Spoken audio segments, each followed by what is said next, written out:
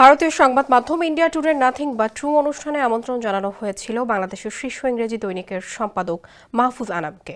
রাজ Singapore উপস্থাপনায় ওই অনুষ্ঠানে মাহফুজ আনাম বাংলাদেশের বর্তমান পরিস্থিতি নিয়ে একাধিক প্রশ্নের উত্তর দেন। সেখানে তিনি বলেন, বিএনপি ক্ষমতায় আসার জন্য অপেক্ষা করছে, কারণ আওয়ামী লীগ এখন এক প্রকার বিচ্ছিন্ন হয়ে পড়েছে। সুতরাং বিএনপি নির্বাচনের জন্য প্রস্তুত। ছাত্ররা তেমন আগ্রহী নয় এবং জামাতে ইসলামী, যারা এখন বাংলাদেশের রাজনীতিতে একটি বড় ফ্যাক্টর, তারা দ্বিধাগ্রস্ত, তারা অপেক্ষা করতে রাজি। 10 থেকে 15 বছরও অপেক্ষা করতে রাজি। তারা নির্বাচনে অংশগ্রহণ করবে যদি হয়, কিন্তু স্থগিত হলেও তাদের কোনো সমস্যা নেই। এটাই এখন পরিস্থিতি।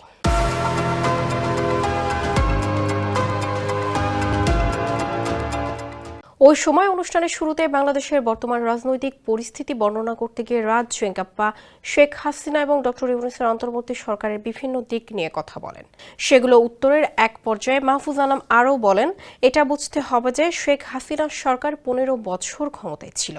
তিনি ছিলেন খুব শক্তিশালী নেত্রী এবং তিনি চলে যাওয়ায় ক্ষমতায় একটি শূন্যতা তৈরি হয়।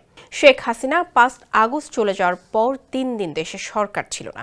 এ সময় সংখ্যালঘুদের ওপর সহিংসতা এবং আক্রমণের পরিমাণ ছিল সবচেয়ে বেশি।